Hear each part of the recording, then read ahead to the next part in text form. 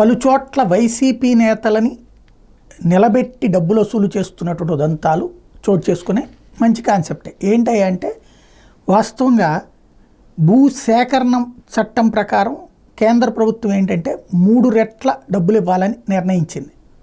అది కాంగ్రెస్ టైంలో తీసుకొచ్చినటువంటి చట్టం మోడీ టైంలో కూడా అమలైంది. ఆంధ్రప్రదేశ్లో వివిధ ప్రదేశాల్లో ఇళ్ళు కట్టినటువంటి సందర్భంలో ఆ ఇళ్లకు సంబంధించి స్థలాల్ని సేకరించినటువంటి సందర్భంలో లోకల్ నాయకులు తిన్నది అక్కడే.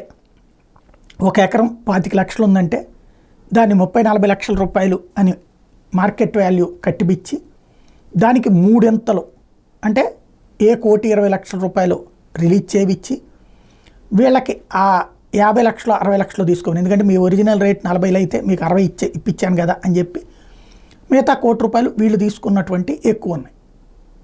వాళ్ళకి 40 కంటే 10 ఎక్కువ వచ్చిందని సంతోషపడేవాళ్ళు. కానీ యువతల మనం 5 పైసలు పెట్టుబడి లేకుండా ఆ నాయకులు తినేశారు అన్నటువంటి కోపం ఉంది.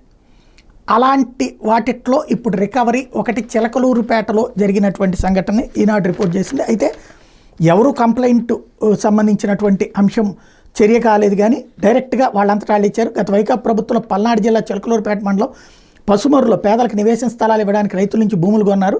వ్యవహారంలో భూములకు మంచి ధర ఇప్పించినందుకు 1 కోటి వరకు రైతుల నుంచి వైకాపా నాయకులు వసూలు చేశారు.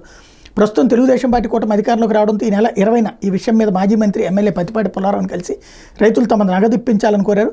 ఎంపీ లావు శ్రీకృష్ణదేవరాయలు ఉన్నతాధికారులకు ఆయన ఫిర్యాదు చేశారు. ఈ పరిణామాలతో నగదు వసూలు చేసిన వైకాపా నాయకులు గుండెల్లో రైలు పరిగెత్తాయి.